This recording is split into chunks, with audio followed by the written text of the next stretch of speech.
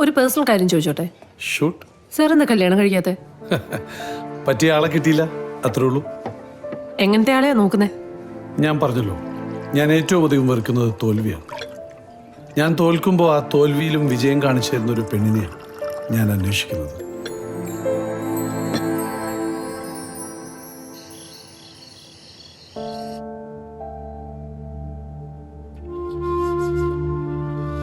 എന്താ ഇത് എന്നോട് നേരത്തെ പറയാതിരുന്നത്? ഞാനത് എങ്ങനെ പറയും?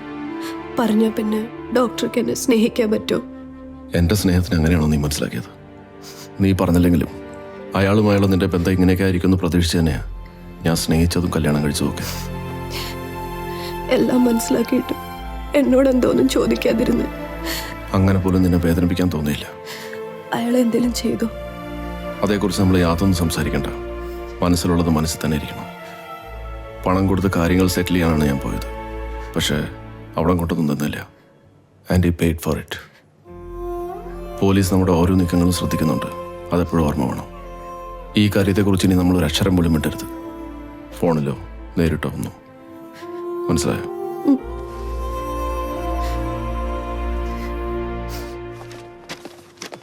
സർ, ആ ഷൺമുഖന്റെ ഫോൺ റെക്കോർഡ്സ് ട്രേസ് ചെയ്തു. ബ്ലാക്ക് മെയിലിംഗിന് ശേഷം പിന്നീട് ഒരിക്കലും അയാൾ ആ ഫോൺ ഉപയോഗിച്ചിട്ടില്ല. ഞാൻ അന്നേ പറഞ്ഞില്ലേ, അയാൾ നശിപ്പിച്ചിട്ടുണ്ടാവും. സർ, പോസ്റ്റ്മോർട്ടത്തിന്റെ ഫൈനൽ റിപ്പോർട്ട് വന്നു. കൊല നടത്തിയത് കത്തി ഉപയോഗിച്ചല്ല, തലയിൽ കയറിയ ബുള്ളറ്റ് മരണ കാരണം. That's it. തോക്ക് ഉപയോഗിച്ചാണ് കൊല നടത്തിയെങ്കിൽ കൊലയാളിക്ക് കിരണിന്റെ അത്രയും ശക്തി വേണമെന്നില്ല. ഡോക്ടറെ പോലെ ശക്തി കുറഞ്ഞ ഒരാൾ.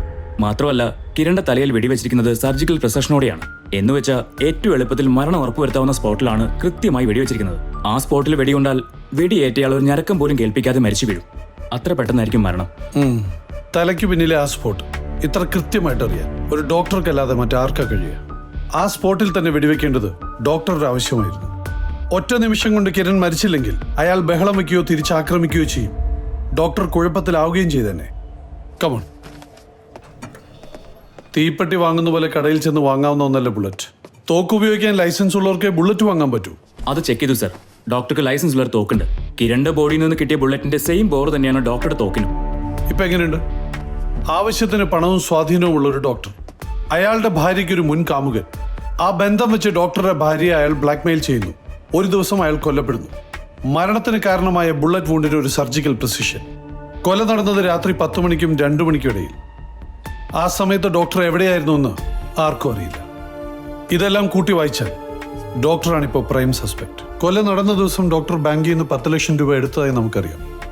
കൊല നടന്നതിന്റെ പിറ്റേ ദിവസം ഡോക്ടർ ആ 10 ലക്ഷം രൂപ തിരിച്ചടച്ചിട്ടുമുണ്ട്. അപ്പോൾ കിരണിന് 10 ലക്ഷം രൂപ ഓഫർ ചെയ്ത് ആ പ്രശ്നം ഒതുക്കാനാവും ഡോക്ടർ ശ്രമിച്ചത്. പക്ഷെ കിരൺ സമ്മതിച്ചു കാണില്ല. വേറെ നിവൃത്തിയില്ലാതെ ഡോക്ടർ അയാളെ കൊന്നു. മിക്കവാറും ഇതാവും സംഭവിച്ചിട്ടുണ്ടാവുക. കാരണം നമുക്ക് കിട്ടിയ എല്ലാ തെളിവുകളെയും ബന്ധിപ്പിക്കാവുന്ന ഒരേ ഒരു തിയറിയാണിത്. അങ്ങനെയാണെങ്കിൽ ഈ രൂപ എടുത്തതിനെ കുറിച്ച് ഡോക്ടർക്ക് എന്താവും പറയാനുണ്ടാവുക? നമുക്ക് ചോദിക്കാം. കാർ വാങ്ങാനാണ് ഞാൻ രൂപ എടുത്തത്. പിന്നെന്താ വാങ്ങാതിരുന്നത്? അതിന് ഓട്ടോമാറ്റിക് ട്രാൻസ്മിഷൻ ഇല്ലായിരുന്നു. അത് അവിടെ ചെന്നപ്പോഴാണ് അറിഞ്ഞത്. ഡോക്ടർക്കൊരു തോക്കില്ലേ? ആ ഉണ്ട്. അതൊന്ന് കാണിക്കാവോ? ആ ആ ഇതിന് കുറച്ച് വെള്ളം തരുമോ?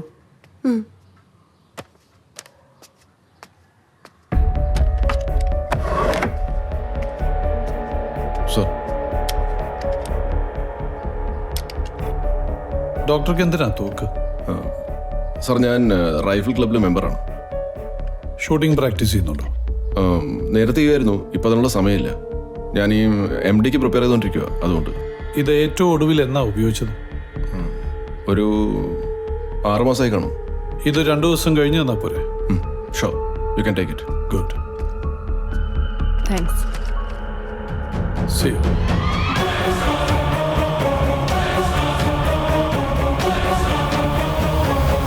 ഇതിൽ ഡോക്ടറുടെ ഫിംഗർ പ്രിന്റ് ഉണ്ട്. ഇതിൽ ശ്രുതിയുടെയും. പിന്നെ ആ ബുള്ളറ്റ് ഈ തോക്കിൽ നിന്നാണോ ഫയർ ചെയ്തതെന്ന് നോക്കണം. ഉണ്ടായതെല്ലാം ശ്രുതി ഡോക്ടറോട് പറഞ്ഞിട്ടുണ്ട്. അവരിപ്പോ ഒറ്റക്കെട്ടായി ഡിഫെൻഡ് ചെയ്യുന്ന കണ്ടില്ലേ? അതുകൊണ്ട് ഇനി നമ്മൾ ചോദിച്ചാൽ അങ്ങനെ ഒരു ബ്ലാക്ക് മെയിലിംഗ് നടന്നിട്ടില്ലെന്നേ അവർ പറയൂ. പക്ഷെ ബ്ലാക്ക് മെയിലിംഗ് നടന്നു ശ്രുതി തന്നെ സമ്മതിച്ചതല്ലേ? അത് പ്രതിയുടെ സ്റ്റേറ്റ്മെന്റാ. കോടതിയിൽ അതിന് യാതൊരു വിലയുമില്ല. ശ്രുതി പറഞ്ഞ തരത്തിൽ ബ്ലാക്ക് മെയിലിംഗ് നടന്നു എന്ന് തെളിയിക്കുന്ന എന്തെങ്കിലും തെളിവ് നമ്മൾ കണ്ടെത്തണം. എങ്കിലേ നമ്മുടെ വാദം കോടതി അംഗീകരിക്കൂ. എന്ന് വെച്ചാൽ ഇപ്പൊ ഈ ബ്ലാക്ക് മെയിലിംഗ് നടന്നു എന്ന് തെളിയിക്കേണ്ടത് നമ്മുടെ ബാധ്യതയാണ്. പോലീസിന്റെ അന്വേഷണം എനിക്ക് ചുറ്റും ടൈറ്റായിട്ട് വരിക. അതെനിക്ക് നല്ലപോലെ മനസ്സിലാവുന്നുണ്ട്. പോലീസിനെന്തോ തെളിവ് കിട്ടിയിട്ടുണ്ട്. അതുകൊണ്ട് അവരിങ്ങനെ നമ്മുടെ ചുറ്റും വട്ടമിട്ട് നടക്കുന്നത്. ബോഡി പോലീസിന് കിട്ടിക്കാണുമോ?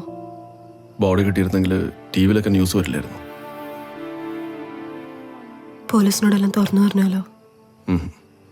അതുകൊണ്ടൊന്നും പ്രശ്നം തീരില്ല. ആ ഷൺമുഖൻ ഇനിയും ബ്ലാക്ക്മെയിൽ ചെയ്യും.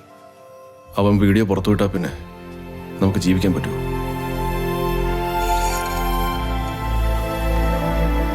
ഷൺമുഖൻ പണത്തിന് വേണ്ടി മാത്രമേ ഇതൊക്കെ ചെയ്തത്. ചോദിക്കുന്ന കാശ് കൊടുത്താൽ അവൻ ആ CDs-ഉം ഫോട്ടോസൊക്കെ തിരിച്ചു തരും. നമുക്ക് ആ വഴിയൊന്ന് ശ്രമിച്ചു നോക്കാം. ക്യാഷ് എടുത്തത് ഞാൻ തന്നെയാണ്. എന്തിനാണെന്നാ പറഞ്ഞേ? പുള്ളി കാറ് വാങ്ങാനാണ് ക്യാഷ് എടുത്തത്. പക്ഷെ കാറ് വാങ്ങിച്ചില്ല. നെക്സ്റ്റ് ഡേ ക്യാഷ് തിരികെ ഡെപ്പോസിറ്റ് ചെയ്തു. എന്താ കാരണം പറഞ്ഞേ? പുള്ളി ഉദ്ദേശിച്ച കാറിന് ഓട്ടോമാറ്റിക് ട്രാൻസ്മിഷൻ ഇല്ല എന്നാ പറഞ്ഞേ. ഇസ് ദർ എനി പ്രോബ്ലം മാം? ഏയ്, അവരുടെ സാമുവൽ ഗ്രൂപ്പ് ഇൻകം ടാക്സ് വെട്ടിച്ചോന്നൊരു സംശയം. Thank you. വെൽക്കം മാം. ശരിയാണ് സർ, ഈ പർട്ടിക്കുലർ മോഡലിന് ഓട്ടോമാറ്റിക് ട്രാൻസ്മിഷൻ ഇല്ലായിരുന്നു. അതുകൊണ്ട് അദ്ദേഹം വാങ്ങാതിരുന്നത്. Okay, thank you. Okay sir.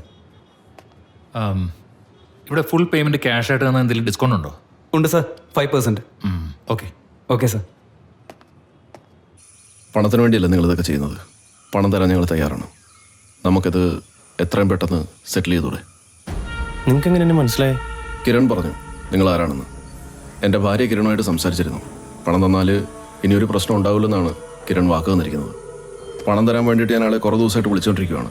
പക്ഷേ അയാളുടെ ഫോൺ സ്വിച്ച് ഓഫാണ്. അതുകൊണ്ടാണ് നിങ്ങളെ കാണാൻ വന്നത്. കിരൺ എവിടെയാണ്? ഞങ്ങൾക്കത് എത്രയും പെട്ടെന്ന് സെറ്റിൽ ചെയ്യണം. അങ്ങനെയാണെങ്കിൽ കാശ് എനിക്ക് തന്നാൽ മതി. കിരൺ വരുമ്പോൾ അവനോട് ഞാൻ പറഞ്ഞോളാം.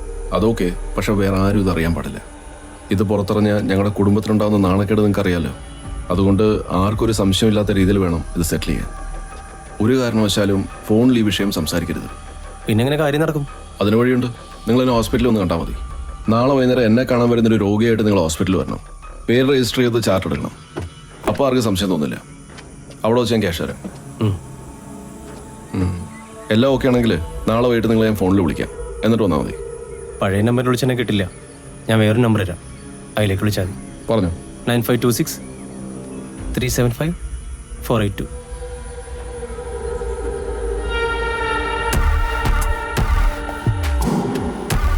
വിനായകൻ, അതാണോ നിങ്ങളുടെ ശരിക്കുള്ള പേര്? ശരി. ഡോക്ടർ പറഞ്ഞത് ശരിയാണ്. അടുത്ത കാലത്തൊന്നും അയാൾ ഈ തൂക്കം ഉപയോഗിച്ചിട്ടേ ഇല്ല. ഇതിൽ പറ്റിരിക്കുന്ന വെടിമരുന്നിന്റെ അംശവും വളരെ പഴയതാണ്. ഇത് ക്ലീൻ ചെയ്തിട്ട് തന്നെ ഒരുപാട് നാളായി. മാത്രമല്ല, റൈഫിൾ മാർക്സ് ഇല്ലാത്ത ബുള്ളറ്റാണ് കിരണിന്റെ തലേന്ന് കിട്ടിയത്. അതെങ്ങനെ സംഭവിക്കും? എല്ലാ ബുള്ളറ്റിലും റൈഫിൾ മാർക്സ് ഉണ്ടാവില്ലേ? സാറിന് അറിയാലോ, ഫാക്ടറിയിൽ മാനുഫാക്ചർ ചെയ്യുന്ന തോക്കിന്റെ കുഴലിൽ മാത്രമേ പൊഴികൾ ഉണ്ടാവൂ. അത്തരം തോക്കിന് മാത്രമേ ബുള്ളറ്റിൽ റൈഫിൾ മാർക്സ് ഉണ്ടാക്കാൻ പറ്റൂ. എന്നുവെച്ചാ പൊഴികളില്ലാത്തൊരു തോക്കായിരിക്കും കൊലയാളി ഉപയോഗിച്ചിരിക്കുന്നത്. അതായത് ഒരു നാടൻ തോക്ക്. ഒരു നാടൻ തോക്ക് കിട്ടണമെങ്കിൽ എന്തെങ്കിലും അധോലോക ബന്ധം ഉണ്ടാവണം. അല്ലാതെ വെറുതെ ചെന്ന് ചോദിച്ചാലൊന്നും ഒരു കൊല്ലനും തോക്കുണ്ടാക്കി തരില്ല. ഡോക്ടർ ഒരുപക്ഷെ ഒരു വാടക കൊലയാളി ഉപയോഗിച്ചിട്ടുണ്ടാവാം. പേയ്മെന്റ് കൊടുത്തത് മറ്റൊരു രീതിയിലായിരിക്കും.